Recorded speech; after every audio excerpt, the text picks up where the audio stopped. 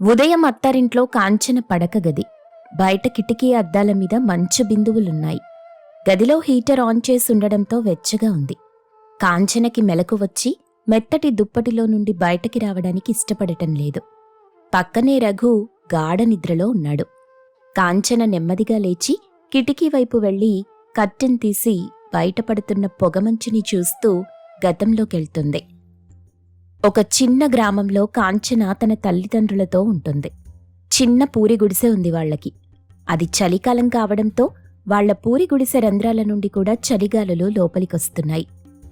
అమ్మా కాంచనా, లే తల్లి, బడికి టైం అవుతుంది. ఈ చలికి అలాగే పడుకుంటే బద్ధకం వస్తుంది. అమ్మా, లేవాలని లేదమ్మా, కాళ్ళు చేతులు మొద్దుబారిపోతున్నాయి. ఈ గాలిక్కడి నుండొస్తుందో గాని ఎముకలు కొరికేస్తుంది. ఇంకాసేపు పడుకుంటానమ్మా. సుబ్బమ్మా, పిల్లనిప్పుడే లేపకు. బయట చలి పూలిలాగుంది. నేనిక్కడ మంటేస్తున్నాను. కాసేపు ఆగాక మంట దగ్గర కూర్చుని చదువుకుంటుందిలే. అలా కుదరదు. రేపు పరీక్షలని రాత్రంతా కలవరిస్తుంది. ఇప్పుడు లేచి చదవకపోతే ఎలా? చదవకపోతే పరీక్షలెలా రాస్తుంది? మనలాంటోళ్ల తలరాత మార్చేది చదువొక్కటే. కాంచన కష్టంగా లేచి ఆ గోనె సంచుల దుప్పటిని చుట్టుకుని బయటికొచ్చింది. నాన్న వేసిన మంట దగ్గర కూర్చుంది. చేతులు మంటకి కాచుకుంటూ పుస్తకం తీసుకుంది. నాన్న, పెన్ను పట్టుకుంటే వేళ్లు కదలటం లేదు, అంత చలిగా ఉంది. మనం కూడా పక్కన సాంబయ్య గారిలాగా మందపాటి దుప్పట్లు ఎందుకు కొనలేం నాన్న? నేను బాగా చదువుకున్నాక నాకు ఉద్యోగం వస్తుంది కదా, అప్పుడు మనం కూడా మంచి ఇల్లు కట్టుకోవాలి.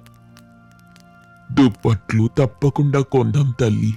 ఈసారి పంట చేతికి రాగానే నీకు మంచి స్వెటర్, దుప్పటి కొంటాను. అంతవరకు ఈ నాన్న కౌగిలిలో ఈ మంట వెచ్చదనంతో సర్దుకోమ్మా. ఏవండి, మాటలతో కడుపు నిండదు. పాపకు ఆకలేస్తూ ఉంటుంది. రాత్రి మిగిలిన అన్నముంది కదా, పెరుగు కలిపి పెట్టనా? అమ్మా, ఈ చల్లన్నం తినలేనమ్మా, పళ్ళు జివ్వమంటున్నాయి. వేడివేడిగా గంజైనా పర్లేదు. అయ్యయ్యో, కట్టెల పొయ్యి వెలగటం లేదు తల్లి. ఆ కట్టెలు మంచుకి తడిసిపోయాయి. పొగ తప్ప మంట రావట్లేదు. ఈ ఒక్క పూటకి ఈ సద్దన్నం తినేసెళ్ళు. మధ్యాహ్నం బడిలో వేడివేడి అన్నం పెడతారుగా.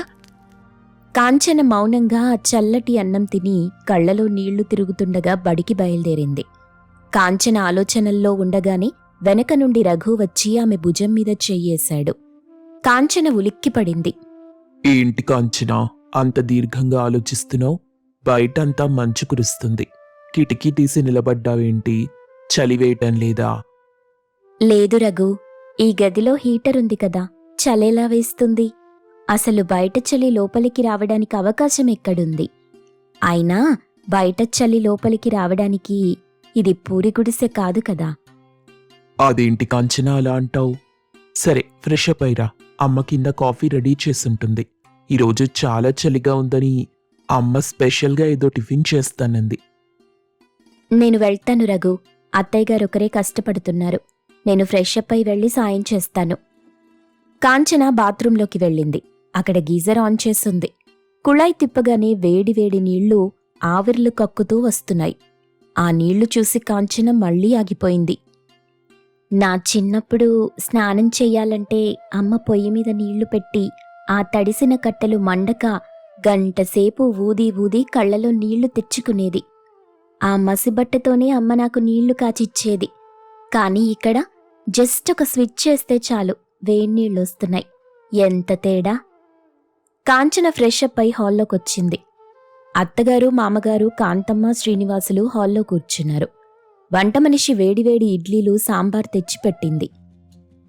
ఏవండి, చలి ఎక్కువగా ఉంది కదా అని ఇవాళ అల్లం చట్నీ చేయించాను. మీకు కూడా ఇష్టమే కదా. చలికాలంలో అల్లం ఒంటికి మంచిది. ఇంతకీ మన కోడలు, కొడుకు ఇంకా లేవలేదా?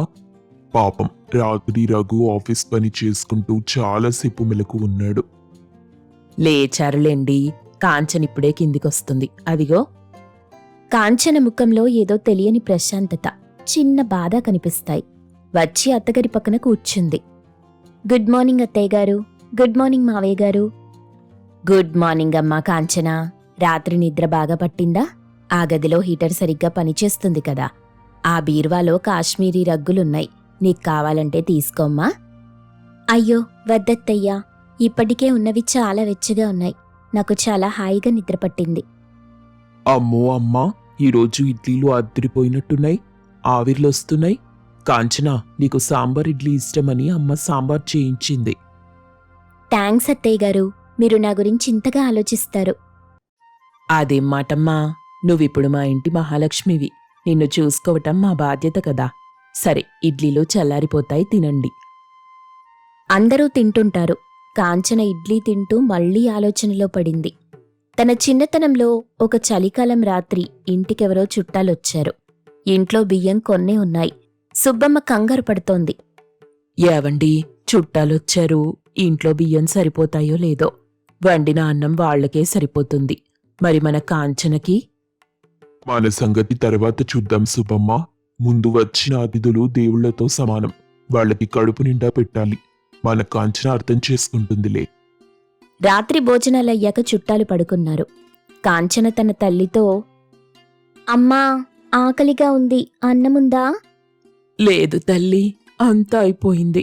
ఆ చుట్టాలు మొత్తం తినేశారు. ఇదిగో నిన్నటి సద్దన్నముంది, అది తింటావా తల్లి? కాంచన ఆ చలిలో సద్దన్నం చూసి, పర్లేదమ్మా, నాకంత ఆకలిగా లేదులే, నేను పడుకుంటాను.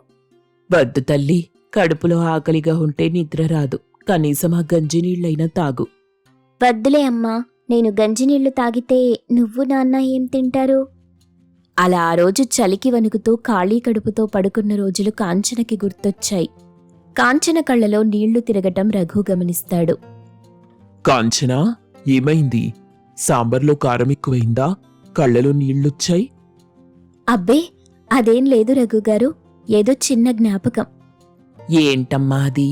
ఏదైనా సమస్యుంటే చెప్పు తల్లి. పుట్టింటి వాళ్ళు గుర్తొస్తున్నారా? కావాలంటే ఈరోజు సాయంత్రం వెళ్ళి చూసొద్దాం.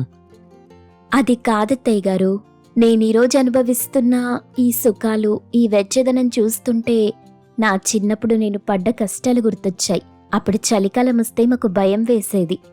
ఎందుకు తల్లి? చలికాలం అంటే అందరికీ ఇష్టమే కదా. డబ్బున్న వాళ్ళకి, సౌకర్యాలున్న వాళ్ళకి చలికాలం ఆహ్లాదకరంగా ఉంటుంది మావయ్య. కానీ పేదవాళ్లకి చలికాలం ఒక నరకం. మా నాన్న తెచ్చే గోనె సంచులు, అమ్మ కుట్టే చిరిగిపోయిన చీరల బొంతలు, అవే మాకు రక్షణ.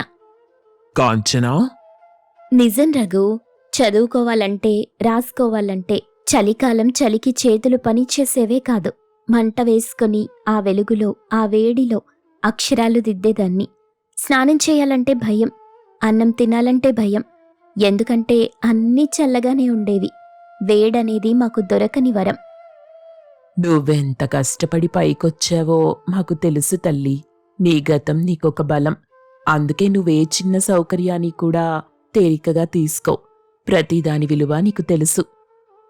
అవునత్తయ్య గారు, ఈరోజు ఇంట్లో నేను అనుభవిస్తున్న ఈ వెచ్చదనం, ఈ వేడి ఆహారం, ఈ గీజర్ నీళ్లు, ఇవన్నీ నాకు మీరిచ్చిన వరాలు. కాని నా మనసులో ఎప్పుడూ ఒకటే అనిపిస్తుంది, మా అమ్మ నాన్న ఇంకా ఆ పాత ఇంట్లోనే. అయ్యో, దాని గురించి ఎందుకు బాధపడుతున్నావు కాంచనా? నేనా విషయం నీతోనే చెప్దామనుకుంటున్నాను. ఏంటండి? చెప్పు రఘు, కోడలు పిల్లకి ఆ శుభవార్త చెప్పేశాయి. కాంచనా, నిన్ను పెళ్లి చేసుకున్నప్పుడే నీ కుటుంబం కూడా నా కుటుంబం అయిపోయింది. వచ్చే వారం మీ నాన్నగారి పుట్టినరోజు కదా. అవును.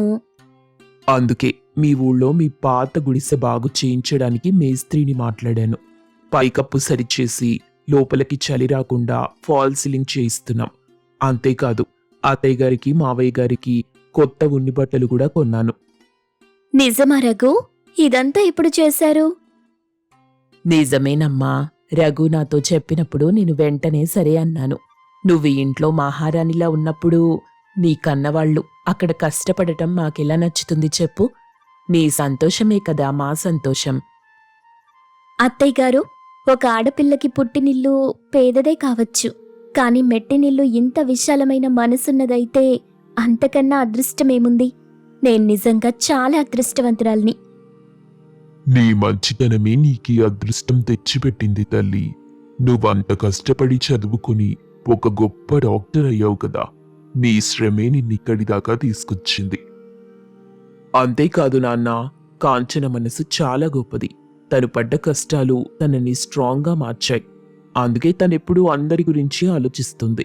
డాక్టర్గా ఎంతో మంది పేదలకి ఉచిత వైద్యం చేస్తుంది.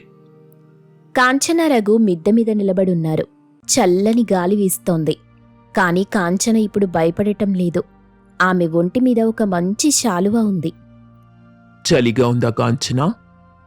లేదు రఘు, ఇప్పుడు ఈ చలి నాకు హాయిగా ఉంది.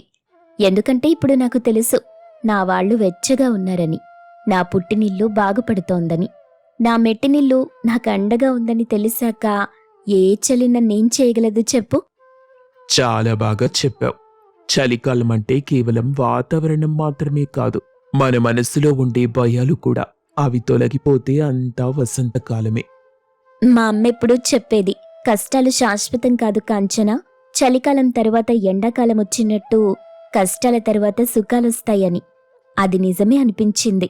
నేను చలిలో వణుకుతూ చదువుకున్న ఆ రోజులే ఈరోజు నాకు ఈ వెచ్చని జీవితాన్నిచ్చాయి. అవును, నీ కష్టం వృధా పోలేదు. నీ కథ రేపు ఎంతో మందికి స్ఫూర్తవుతుంది. పేదరికం అడ్డు కాదని, చదువొక్కటే ఆయుధమని నువ్వు నిరూపించావు. మరి మీలాంటి మంచి కుటుంబం దొరకటం కూడా ఒక వరమే కదా. కాంచన జీవితం ఒక పాఠం. అత్తారింట్లో అడుగుపెట్టిన కాంచన కేవలం అక్కడి ఆస్తిపాస్తుల్ని చూసి మురిసిపోలేదు. తన గతాన్ని, తన తల్లిదండ్రుల కష్టాన్ని గుర్తు చేసుకుంటూనే తన మెట్టినింటి వాళ్ల ప్రేమను పొందగలిగింది. పుట్టినింటి కష్టాన్ని మెట్టినింటి సాయంతో తీర్చగలిగిన ఆ కోడలు 2 కుటుంబాలకి వారధిగా నిలిచింది. నిజమైన ఐశ్వర్యం అంటే డబ్బుండటం కాదు, కష్టంలో ఉన్నవాళ్లని అర్థం చేసుకునే మనసుండటం. ఆ మనసు రఘు కుటుంబానికుంది కాబట్టే కాంచన కథ సుఖాంతమైంది. చలికాలం చలి బయట మాత్రమే ఉంటుంది, ప్రేమ ఉన్న ఇంట్లో ఎప్పుడూ వెచ్చగానే ఉంటుంది. కాంతమ్మ వాళ్లది మధ్యతరగతి కుటుంబం. కాంతమ్మ తన భర్త చేసే చిన్నపాటి ఉద్యోగంతో తన కుటుంబాన్ని నెట్టుకొచ్చేది. కాంతమ్మ 2 కొడుకుల్ని ఎంతో కష్టపడి చదివించింది. పెద్ద కొడుకు ఊళ్ళోనే ఒక చిన్న ఉద్యోగం చేస్తున్నాడు. చిన్న కొడుకు మంచి యూనివర్సిటీలో స్కాలర్షిప్ రావడంతో చదువుకోవడానికి బయటూరికి వెళ్ళాడు. కాంతమ్మ వాళ్లది మధ్యతరగతి కుటుంబం కావడంతో పెద్ద సంబంధాలు రాకపోవడంతో తన పెద్ద కొడుక్కి చాలా తక్కువ కట్నం తీసుకొని కుసుమనిచ్చి పెళ్లి చేస్తుంది. ఇదిగో కోడలు పిల్ల, నేను పని మీద బయటికెళ్తున్నాను. మీ మావయ్య గారు అబ్బాయి వస్తే భోజనం వడ్డించు. అత్తయ్య గారు, మీరు బయటికెళ్తున్నారా? అయితే ఇంటికి కావలసిన కూరగాయలు వచ్చేటప్పుడు తీసుకురండి. తెస్తానమ్మా. నా కోడలు పుట్టింటి నుండి బాగా డబ్బులు తెచ్చింది కదా, వాటితో కూరగాయలేం కర్మ. ఇంటికి కావలసిన వస్తువులన్నీ కేజీల లెక్కన తెచ్చి నిల్వ చేస్తాను. అదేంటత్తయ్య గారు అలా మాట్లాడుతున్నారు? అసలు నేనిప్పుడేమన్నానని? నువ్వేమనవమ్మా, ఎప్పుడూ మౌనంగానే ఉంటావు. మా పరిస్థితి బాగోలేక నిన్నీ ఇంటికి కోడలిగా చేసుకున్నాం. ఏదో గొప్పింటి సంబంధం వస్తే ఎంతో కొంత కట్నం వస్తుంది. ఆ డబ్బుతో పెద్దోడి చేత వ్యాపారం పెట్టించి కొంచెం ఇంటి పరిస్థితి మారుద్దామని ఆశపడ్డాను. కానీ ఏం చేస్తాం, చుక్కెదురైంది. అయినా నిన్ననేం లాభంలే, మా కర్మిలా తగలడింది అని విసుక్కుంటూ బయటకెళ్ళిపోయింది. అత్తగారి మాటలకు ఎంతో బాధపడింది కుసుమ. అప్పుడే అదంతా బయట నుండి వచ్చి విన్న కుసుమ భర్త రాజేష్ లోపలికొచ్చి, కుసుమా, నువ్వు అమ్మ మాటలు పట్టించుకోకు. అమ్మ చాలా మంచిది. చిన్నప్పటి నుండి మమ్మల్ని ఎంతో కష్టపడి పెంచింది. ఎప్పటికైనా ఏదో ఒక మంచి వ్యాపారం చేసి ఉన్నతంగా బ్రతకాలన్నదే మా అమ్మ ఆశ. నిజానికి అమ్మ కోపం నీ మీద కాదు, ఈ మధ్యతరగతి నిస్సహాయత మీద. కోడలిగా వచ్చిన అమ్మాయి కట్నం తెస్తుంది, ఆ డబ్బుతో ఏదో ఒక వ్యాపారం చేసి తన కుటుంబానికి ఏ లోటు రాకుండా చూసుకుందామని అమ్మ అనుకునేది. కానీ తను అనుకున్నది జరగకపోవడం వల్ల ఆ కోపం ఎవరి మీద చూపించాలో తెలియక అప్పుడప్పుడు నీపై ఇలా చిరాకు పడుతుంది. నాకు తెలుసండి, అత్తయ్య గారు స్వతహాగా చాలా మంచి వ్యక్తి. అత్తయ్య గారి మూడ్ బాగోకపోవడానికి కారణం నిన్న పక్కింటి తాయారమ్మ పిన్ని గారు. తనొచ్చి తన కొడుక్కి సంబంధం కుదిరిందని, కట్నం 10 లక్షలని ఎన్నో గొప్పలు చెప్పింది. అత్తయ్య గారిని చులకనగా మాట్లాడింది. అప్పటి నుండి అత్తయ్య గారు దిగులుగా ఉన్నారు. ఆ కోపమే ఇప్పుడిలా ప్రవర్తించడానికి కారణం. నేను అర్థం చేసుకోగలను. అన్నట్టు పొద్దున్నే ఎప్పుడు తిన్నారో రండి, మీకు భోజనం వడ్డిస్తాను. ఏదేమైనా కుసుమ, నీలా అర్థం చేసుకునే భార్య దొరకటం నా అదృష్టం. ఇలా పొగడ్తలతో నా కడుపు నిండిపోతుందనుకుంటున్నారా? రండి, భోజనానికి ఆలస్యమవుతుంది అని ప్రేమగా తన భర్తకి భోజనం వడ్డిస్తుంది. కాంతం ఒకరోజు కోపంగా ఎవరినో తిడుతూ ఇంటి లోపలికొచ్చి కూర్చుంది. అత్తగారి కోపాన్ని చూసి ఏమైందోనని దగ్గరికొచ్చింది కుసుమ. ఏమైందత్తయ్య గారు, అంత కోపంగా ఉన్నారు? ఏం జరిగింది? ఆ అరుంధతి లేదు, మన వీధి చివర వరుసలో 4వ ఇల్లు దారిలో కలిసింది. ఒకప్పుడు నా పేరు మీద ఉండే పొలం మా నాన్న నా పెళ్లి కోసం అమ్మేశాళ్లే. ఇప్పుడు ఆ పొలంలో బంగారం పండుతుంది. ఆ పొలమే అది కొన్నది. వంటి నిండా నగలు దిగేసుకొని నా ముందు పోజులు కొడుతుంది. పేరంటానికి పిలిచి నవ్వుల పాలు చేసింది. అలాగా, వాళ్ల పాపన వాళ్లే పోతారులేండి. అన్నట్టు మీ పేరు మీద ఈ ఊరి చివర కొండ మీద స్థలం ఉందని అప్పుడెప్పుడో అన్నారు కదా అత్తయ్య గారు. ఆ స్థలమా? ఎందుకు పనికిరాని స్థలం అది. పోనీ ఆ స్థలాన్ని అమ్మేద్దామన్నా ఉత్త పుణ్యానికి కూడా ఎవ్వడూ తీసుకోడు. ఎందుకు పనికిరాని స్థలం మాత్రమే మిగిలింది నాకు ఆఖరికి.